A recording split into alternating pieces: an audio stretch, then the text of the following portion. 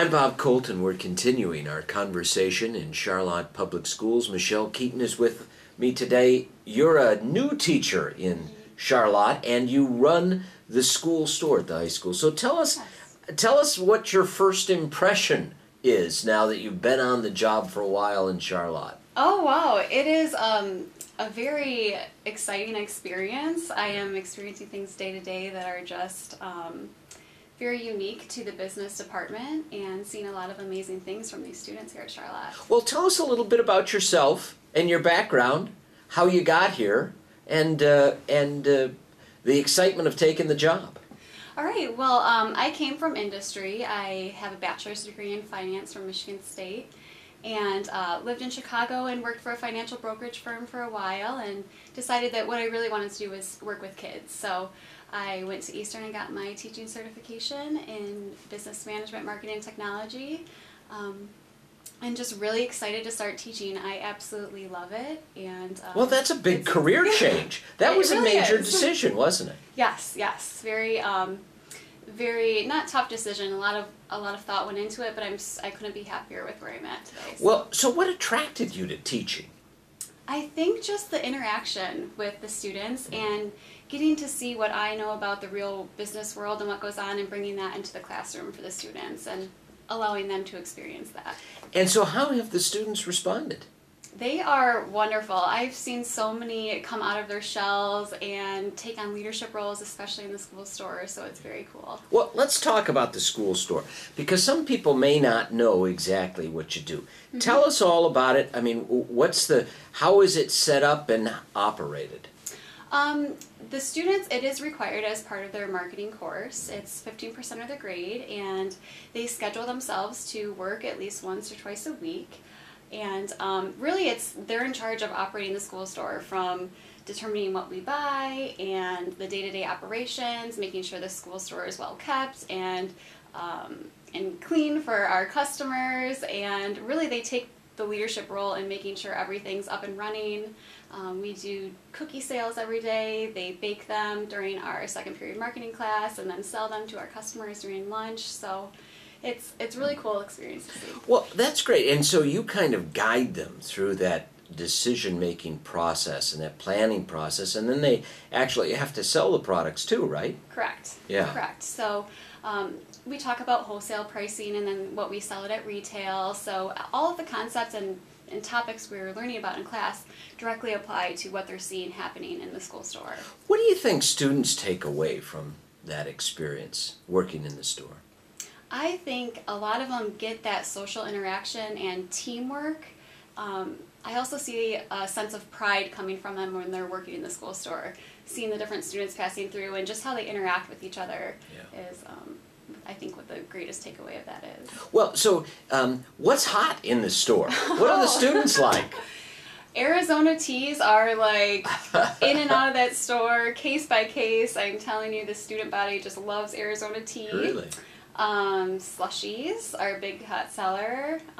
Muddy Buddy Chex Mix is also surprisingly one of the So you know this. You have to know this to help the students out. Yep, the inventory turn of those items, the students know we're running low, Miss Katon, we need to order some more. So how do you help them plan? Where do you start in your instructional work in saying, here's what we've got to think about and how we plan on really implementing the store operation?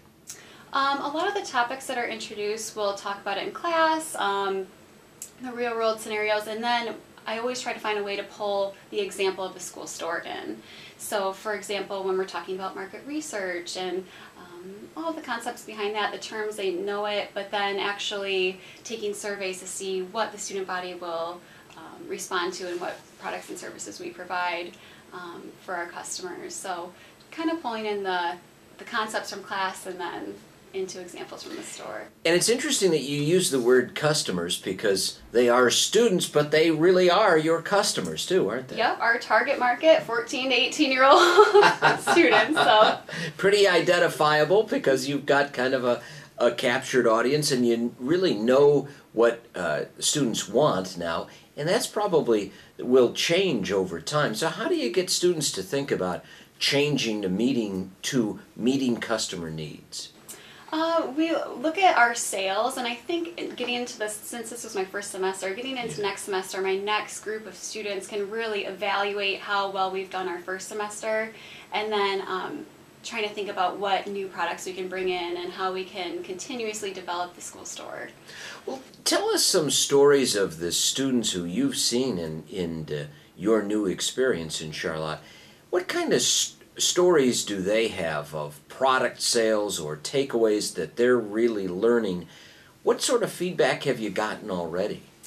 I can tell you one example of a student, actually one of my managers today. We got an inventory shipment in, and it was coming in at the end of class. It was kind of late, and I can tell you what, I can always count on him to make sure everything's right and really take the lead of organizing other students that are helping. So although it was kind of chaotic today in class, he again broke out of his shell and was even interacting with our vendors that were in there, the sales reps that come in, to find out what was wrong and how to fix it and what we needed to send back. So I've really seen the leadership of some of these students really just pop out, and in working with their peers and as well as outside business. What a rewarding experience that must be for you. It is. It's very cool to see. Yeah.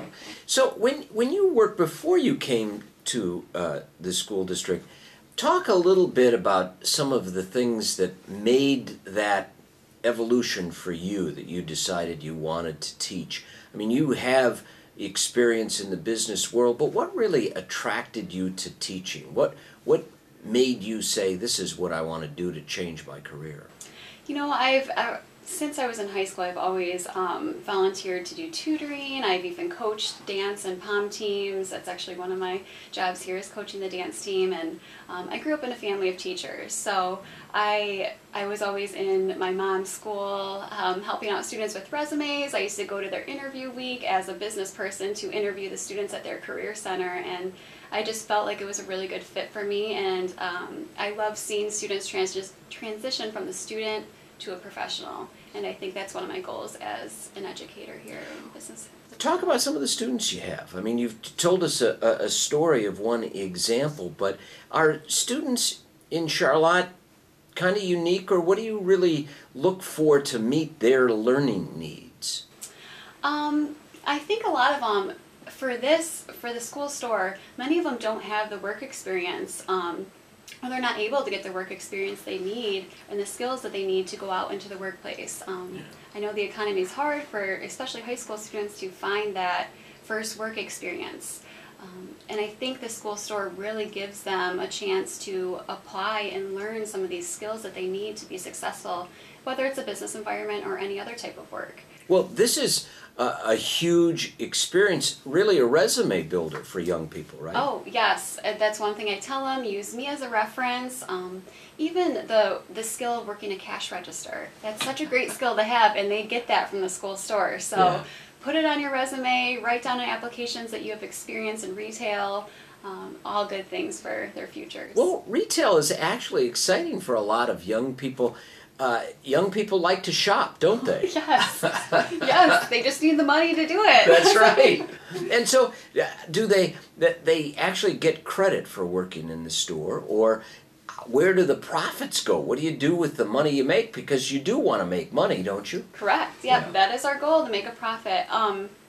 The profit that we do make, although it's not huge, it does go back into the marketing program.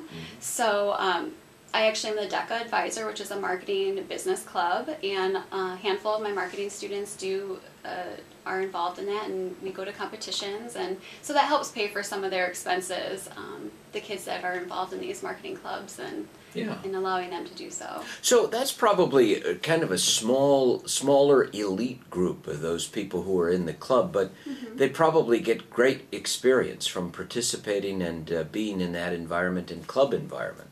Yes, they really get a chance to use leadership skills, communication skills, and these competitions and these role play scenarios they're given interacting with business people.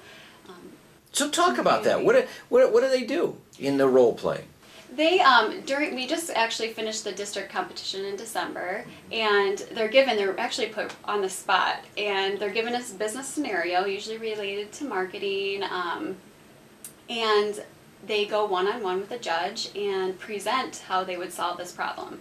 So whether they're given a role of a marketing manager, and they have an angry customer coming up to them as the judge, they role play for about 10 minutes, and the judges will give them a score back, and if they do well, which a handful of my students did, they move on to the state competition, which we're going to in March. So that's great. So they're actually solving problems in a variety of different ways from learned experience that you share with them. correct. Yeah. And they have to be creative, don't they? Oh yes, marketing is all about the creativity. They actually, in class today, they just made unique packaging designs. So we had a couple great winners today that the class voted on, so they were very creative in this class. Yeah, so packaging is an important part of retail. Also, from the sales perspective, for marketing, you have to know what your price is. How do you teach them the process of determining what the market price for any one item, just start with something small, would be? Well, they have to know what we pay for as the school store, the wholesale price that we pay. And then they have to think about their target market, which we've talked about. We've defined it as our students, 14 to 18, and how much they'd be willing to pay. Towards the beginning of the class, it's kind of, they'll shout out numbers. We should charge $3 for a Gatorade, but really, is that feasible? And so we have discussions about what our target market's willing to pay, and thinking about our competitors' prices too, and sticking around that, market price. Do you teach them any sales techniques? Or, I mean, they have to be good salespeople too, don't they? Yes, we talk about customer service and do some role plays. We do a lot of role playing in marketing classes, and it goes along with the DECA organization. They provide some role plays for marketing courses. So the students in my class get a lot of experience getting up in front of their peers and role playing. When we train in the school store, they have to train actually going through the process of dealing with customers and exchanging money. That's great. Yes, they get a good feel for dealing with customers. And then, of course, when we have a flow of customers coming in during lunch, I'm always listening for their customer service skills. So that's the busy time, lunch? Lunch is our, hot time for sales.